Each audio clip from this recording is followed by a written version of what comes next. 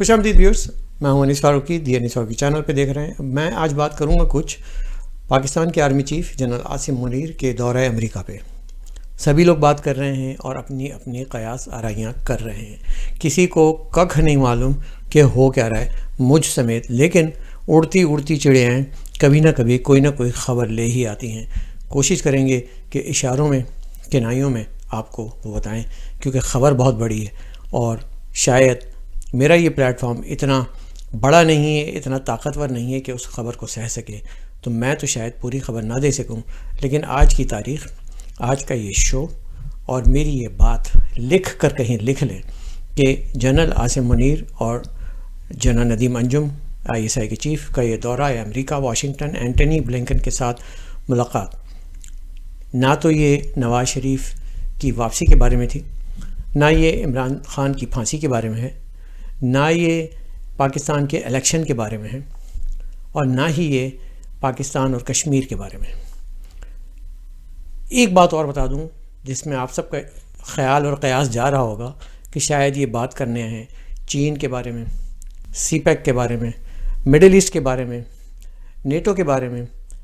ایک صاحب نے تو یہاں تک بھی کہہ دیا کہ افغانستان میں چھوٹی سی جنگ چھڑے گی اور شاید اس کے لیے گئے ہیں تاکہ ہمیں کچھ پیسے ملیں. میں آپ کو نہیں بتاؤں گا کہ وہ وہاں پہ کیا بات طے ہوئی ہے، کیونکہ وہ میں نے جیسے آپ سے کہا کہ وہ بہت بڑی خبر ہے، آپ تک آئے گی. بس آپ میری آج کی اس بات کو سنبھال کے رکھیے گا کہ یہ ان باتوں میں سے کوئی بھی بات نہیں تھی. پاکستان کے فیوچر، بہتری اور آگے چل کے ایک ڈائمنشنز، ایک ہوتا ہے نا کہ 1 ڈائمنشن، پھر وہ آ گئی 2D موویز آ گئیں، پھر 3D موویز آ گئیں. تو 3 ڈائمنشن جو ہوتی ہیں وہ کبھی کبھی کام آتی ہیں جب ہم اپنے جغرافیائی علاقائی چیزوں کو سمجھنے کی کوشش کرتے ہیں. تھوڑا کہے کو بہت سمجھیے گا، لیکن یہ جب جغرافیائی کی جب میں نے لفظ استعمال کیا ہے تو اس میں بہت چیزیں شامل ہو گئی ہیں. اور جنرل عاصم منیر ایک long term policy related matter پہ ڈسکشن کر رہے ہیں، کر لی ہے، اور اس پہ آپ کو کچھ دنوں میں پتہ چلے گا. کچھ بڑے لوگ، کچھ بڑے نیٹ ورک، کچھ بڑے جرنلسٹ شاید اس خبر کو کھل کر بیان کر سکیں، لیکن میں اس پہ اس سے زیادہ بات نہیں کر سکوں گا. اتنا ضرور کہوں گا کہ آج بروز ہفتہ 16 دسمبر 2023، ایک مرتبہ پھر سیٹرڈے کا دن ہے، 16 تاریخ ہے دسمبر کی. ہم سب ابھی بات کرتے ہیں تھوڑا سقوط ڈھاکہ پہ بھی اور APS پہ بھی، لیکن یہ آج 2023 میرا انیس فاروقی کا یہ ریکارڈ پہ YouTube پہ رہے گا، اس کو میں ڈیلیٹ بھی نہیں کروں گا، ضرور دیکھیے گا. تو یہ لیکن یہ کہ کچھ چیزیں ہوتی ہیں جو قبل اس وقت اگر پری میچور ان کو کہا جائے تو وہ اس پہ لوگ یقین نہیں کرتے، دل ماننے نہیں کرتا کہ دل مانا.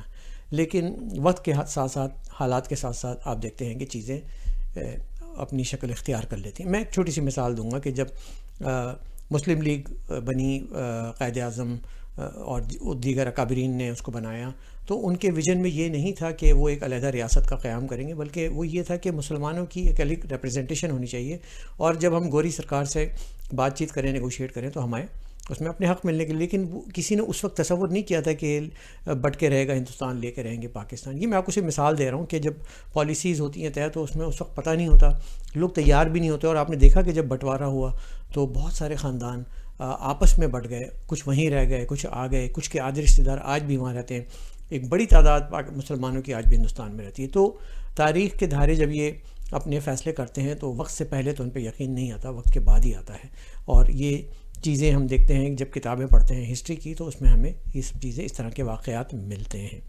تو الیکشن پاکستان میں آ جاتے ہیں واپس، 8 فروری والے الیکشن کیا ہوں گے؟ کیا کہتے ہیں؟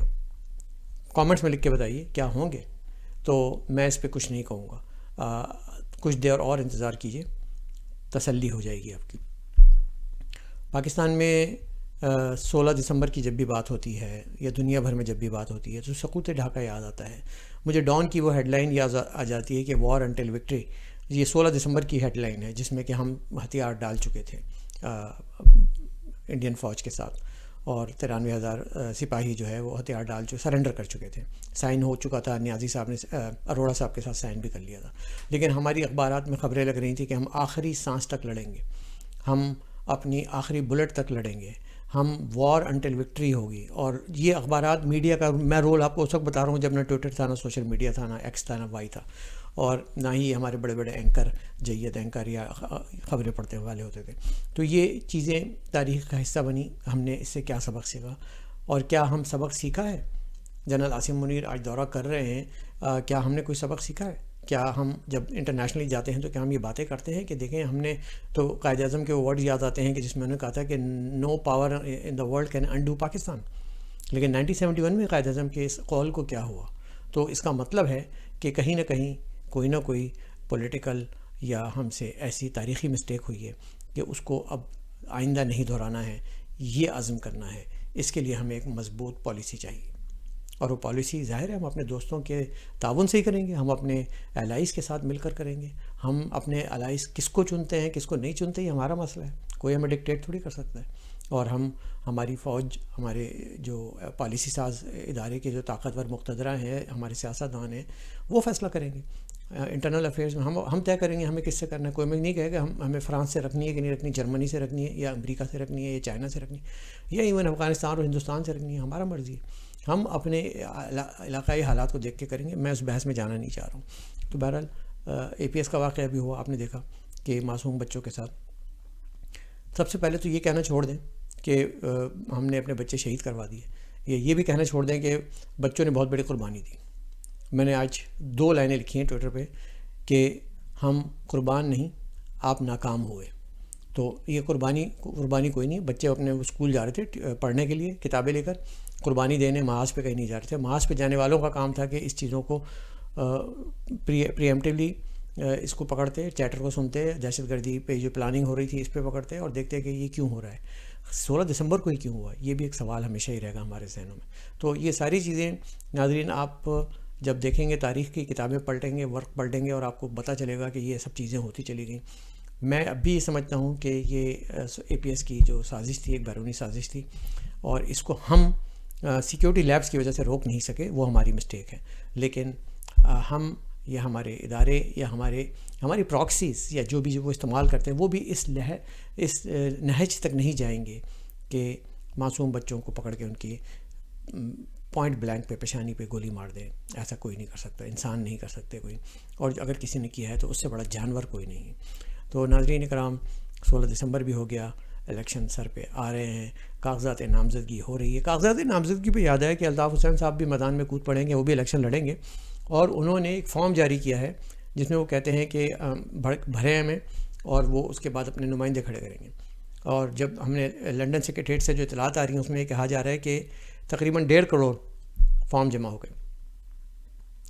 اور آخری اطلاع, آخری فون کال جو کارکنان سے بھائی نے کی, اس میں انہوں نے کہا کہ صرف 16 لوگ, 1.5 کروڑ 3 کروڑ کے شہروں سے صرف 16 لوگ, 16 فارم آئے, وہ بھی پتہ نہیں کس نے اپنے بھانجے بھتیجے کو زور دلوا کے کروائے, کیونکہ اس میں شناختی کارڈ بھی لگانا پڑتا ہے, پھر ان کو اپنی بھی جانوں کا بھی خطرہ ہے ظاہر ہے.